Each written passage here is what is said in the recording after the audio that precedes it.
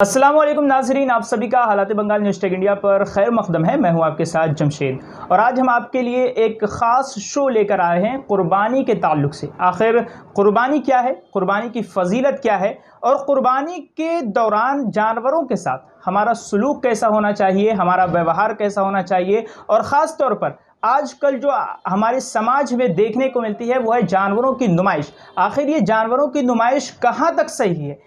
इन तमाम सवालों को लेकर आज हम बात करेंगे। हमारे साथ मौलाना शब्बीर मलिक मिसबाही साहब हैं जो कोलकाता शहर के मशहूर व मारूफ आलिम दीन हैं और रॉयड स्ट्रीट मस्जिद के इमाम व ख़तीब हैं। मौलाना साहब, आपका बहुत बहुत स्वागत है, बहुत बहुत खैर मकदम है हमारे स्टूडियो में। सबसे पहले हम कुर्बानी को लेकर जानना चाहेंगे कि आखिर कुर्बानी की फ़जीलत क्या है, क्यों हमें कुर्बानी का अल्लाह ताला हुक्म देता है?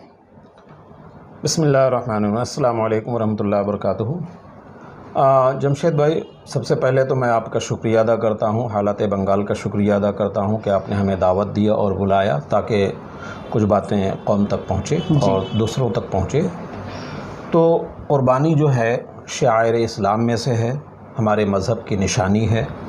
हज़रत इब्राहीम अलैहिस्सलाम और आपके साहिबज़ादे हज़रत इस्माइल ज़बीहुल्लाह की सुन्नत है, ख़ुद हमारे रसूल पाक सल्लल्लाहु अलैहि वसल्लम की सुन्नत है। कुर्बानी हमें ये बताता है कि जिससे आदमी मोहब्बत करता है, जिसको चाहता है, उसके सामने जो चीज़ भी हो सकती है आदमी उसको कुर्बान करने के लिए तैयार रहे। कुर्बानी का असल मकसूद सिर्फ़ ये नहीं है कि हमने जानवर की कुर्बानी की, ये तो एक सिलसिला है। और ख़ुद कुरान पाक में अल्लाह ने फरमाया है वलिकुल्लि उम्मतिन जअलना मनसकन लियज़कुरु अस्मल्लाहि अलैहि, कि हर उम्मत के लिए, हर कौम के लिए अल्लाह ताला ने एक कुर्बानी को मुतय्यन किया है और ये है कि उस पर अल्लाह का नाम लेकर के उसको ज़बह किया जाए। तो ये सिलसिला जो है एक हज़रत आदम अलैहिस्सलाम से लेकर के ये सिलसिला चलता आ रहा है और इससे हमें सबक ये मिलता है कि हम जिसको चाहते हैं, जिससे मोहब्बत करते हैं, जिसकी अताअत व फरमाबरदारी करते हैं, उस पर तन मन धन हम लुटाने के लिए गोया हर वक्त हम तैयार रहते हैं। ये जज्बे सादिक हमको इजहार मकसूद होता है और असल ये है कि हमारी शरीयत ने जो है हमारे ऊपर वाजिब किया है तो हम कुर्बानी अल्लाह और रसूल की रज़ा और खुशनुदी के लिए किया करें। जी, कुर्बानी किन किन लोगों पर वाजिब है? आखिर कौन लोग कुर्बानी करें? बहुत सारे लोग हैं कि नामो नमूद में कुर्बानी कर लेते हैं और बहुत सारे लोग हैं कि वो जानबूझकर कुर्बानी से परहेज़ कर लेते हैं। तो क्यों, आखिर किन किन लोगों पर वाजिब है, किन किन लोगों को कुर्बानी करना एकदम ज़रूरी है? देखिए, कुर्बानी के लिए आप ये समझ लीजिए कि हर साहिब निसाब जो मालदार हो, मिसाल के तौर पे 7.5 तोला सोना का मालिक हो या 52.5 तोला चांदी उसके पास मौजूद हो या इसके बराबर की रकम मौजूद हो, तो और ये सारी चीज़ें उसके खाने पीने और दूसरी ज़रूरियात से अलग हों, तो ऐसी सूरत में ऐसे आदमी पर, ऐसे मुसलमान के ऊपर कुर्बानी करना वाजिब होता है। कभी कभी ऐसा भी देखा जाता है कि अगर मान लीजिए कि एक आदमी जो है 7.5 तोला सोना बड़ी कीमत है, मिसाल के तौर पे अगर हम 45,000 रुपये भी लेते हैं तो 7.5 तोला की कीमत कई लाखों में जाएगा। तो 7.5 तोला सोना जिसके पास है, 10 ग्राम से ज़्यादा होता है वो, तो उस पर कुर्बानी वाजिब, तो लाखों में आया। लेकिन अगर ऐसा है कि 52.5 तोला चांदी मिसाल के तौर पे अगर 35,000 40,000 में है और उसके मकदार में भी अगर ज़ायद हो गया तो ऐसे शख्स के ऊपर भी कुर्बानी वाजिब होता है। या कभी क्या कहते हैं कि सोना और चांदी मिल जाए या सोना और पैसा मिल जाए, पैसा और चांदी मिल जाए, तो अगर क्या कहते हैं चांदी के मकदार में अगर वो रकम पहुंच जाए तो ऐसे शख्स के ऊपर क्या कहते हैं कुर्बानी का वजूब होता है। मैंने किसी मौके पर यह भी बताया था, ऐसा हो सकता है कि शौहर के ऊपर कुर्बानी वाजिब ना हो लेकिन बीवी के ऊपर हो, इसलिए कि बीवी के पास जो माँ का दिया हुआ या और उसका अपना जो जेवर होता है, तो वो जेवर उसके पास जो है वो साहिब निसाब हुआ करती हैं, तो हो सकता है कि उनके ऊपर कुर्बानी वाजिब हो। लेकिन जो शौहर कमा रहा है उसके पास उतना अगर मौजूद नहीं है तो शौहर के ऊपर हुक्म नहीं नाफिज होगा। यानी हर साहिब निसाब के ऊपर कुर्बानी का वजूब होता है। कुर्बानी के दौरान हम एक और चीज़ अपने समाज में देखते हैं कि नुमाइश बहुत ज़्यादा होती है कुर्बानी के जानवरों का। ان پیسوں کا کہ ہمارے پاس اتنے کا جانور ہے، ہمارے پاس اتنے کا جانور ہے، یا پھر ہمارا جو جانور ہے پورے محلے میں پورا علاقہ میں 1 پیس ہے، اس کو لے کر کیا کہیں گے؟ یہ جو خرابی ہمارے سماج میں آ رہی ہے یہ بہت بڑی خرابی ہے، اس لیے کہ دیکھیے ہمارے مذہب میں دکھاوا یا نمائش وہ مقصود ہے ہی نہیں۔ جو لوگ بھی اس طرح کا مزاج لے کر کے کرتے ہیں، پہلی بات یہ کہ قربانی جو ہم کرتے ہیں تو اللہ کی بارگاہ میں پہنچتا کیا ہے؟ کون سی چیز پہنچتی ہے؟ قربانی میں گوشت ہے، خون ہے وغیرہ، پہنچتی کیا چیز ہے؟ تو قرآن میں اللہ تبارک و تعالیٰ نے ہمیں یہ بتایا، سبق دیا کہ لن ینال اللہ لحومہا ولا دماؤہا ولکن ینالہ التقوی، ہرگز نہیں پہنچتا ہے اس کا گوشت اور نہ ہی اس کے خون، اللہ کی بارگاہ میں یہ چیزیں نہیں پہنچتی ہے۔ وَلَٰكِن يَنَالُهُ التَّقْوَىٰ مِنْكُمْ، لیکن تمہاری پرہیزگاری جو ہے بارگاہ خداوندی تک پہنچتی ہے، یعنی خلوص، نیت، للہیت کہ یا اللہ ہم نے یہ تیری رضا اور خوشنودی اور تیری اطاعت و فرما برداری اور اپنے رسول برحق کے اطاعت میں ہم نے یہ قربانی پیش کی ہے۔ یعنی قربانی کہیں یا کوئی عبادت کہیں، ہر وہ عبادت جو ریا اور نمود پر مشتمل ہو جائے تو ایسی صورت میں اس کا ہمارے مذہب میں کوئی قدر و قیمت نہیں رہتی، بلکہ حدیث پاک میں بھی اللہ کے رسول صلی اللہ علیہ وسلم نے ارشاد فرمایا ان اللہ تعالی لا ينظر الى صورکم،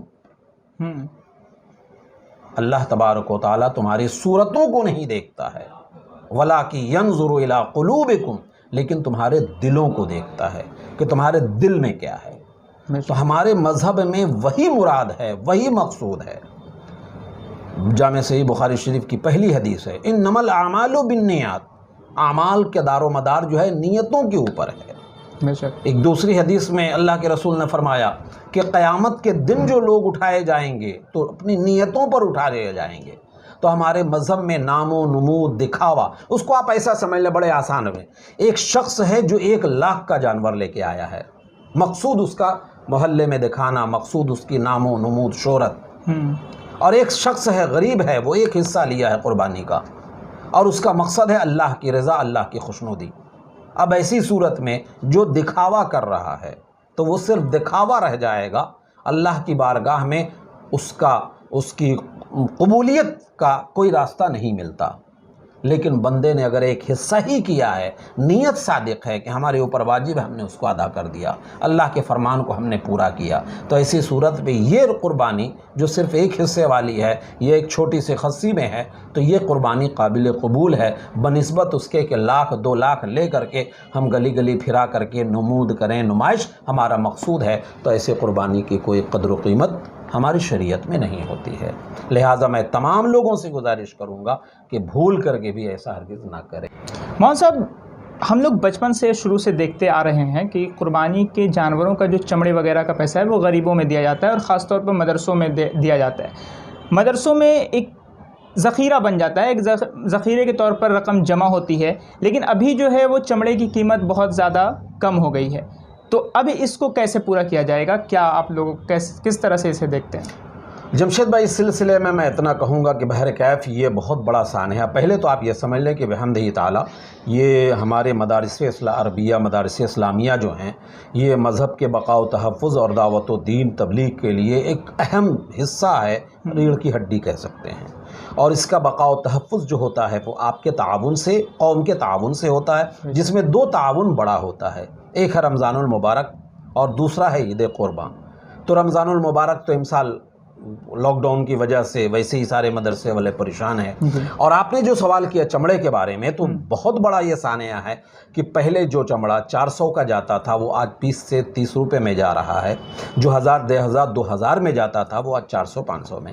بس یہاں پر صرف میں اتنا کہنا چاہوں گا کہ بہرکیف یہ جو کمی ہو رہی ہے، جس سے مدرسے والے یقینی طور پہ بہت پریشان ہیں، اور خاص کر کے لاک ڈاؤن کے زمانے میں اور یہ قربانی کے زمانے میں ان کا ایک ذخیرہ ہو جاتا تھا، جس سے 2-4 ماہ وہ خرچ کو اپنا مینٹین کر لیتے تھے، تو میں اپنی قوم سے صرف اتنا گزارش کرنا چاہوں گا کہ بہرکیف ہم ہی دیتے ہیں تو مدرسہ چلتا ہے، تو کم سے کم جب ہم اچھے جانور لے رہے ہیں، چھوٹی خصی لے رہے ہیں، بڑی آدمی اپنی حیثیت کے مطابق جو ہے، اپنی صلاحیت کے مطابق اگر چمڑا مدرسے میں جا رہا ہے، غریب کو جا رہا ہے، تو کم سے کم اس چمڑے کے ساتھ 500 کی رسید بھی جو ہے ہم مدرسے سے کٹوا لیں، 1000 روپے کی رسید بھی مدرسے سے کٹوا لیں۔ اس طرح اگر ہر محلے کے لوگ اپنے اپنے علاقے کے مدرسوں میں جو دیا کرتے ہیں، اگر ہر آدمی چمڑے کے ساتھ ایک رسید اگر کٹوا لے گا، تو آپ جان لیجئے اگر 100 رسید بھی کٹتی ہے 1000 کی، تو آپ اندازہ کر سکتے ہیں کہ کتنی رقم آ سکتی ہے۔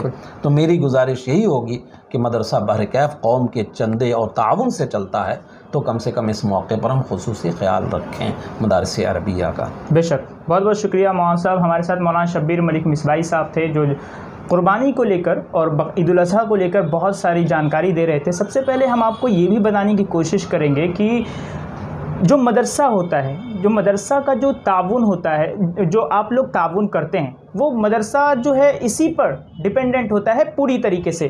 تو قربانی کے جو چمڑے کا جو پیسہ ہم مدرسے میں دیتے ہیں، اسی پر اس مدرسے کے خرچ کو مینٹین کیا جاتا ہے۔ تو ہم یہ کوشش کریں گے، مولانا صاحب نے بھی یہی اپیل کی ہے کہ ہم کوشش کریں کہ مدرسوں میں چمڑے کے پیسے کے ساتھ ساتھ زیادہ سے زیادہ آپ کوشش کریں کہ ایک رسید بھی کٹوا لیں، تاکہ مدرسے کے مینٹین کو اچھے سے مینٹین کیا جا سکے اور آگے کا آپ کا تعاون بھی جاری رہے۔ چلیے، بہت بہت شکریہ حالات بنگال نیوز ٹیک انڈیا کے لیے، اور دیجیے ہمیں اجازت۔ شکریہ۔ Support truth support us GPay and PhonePe 98310 60581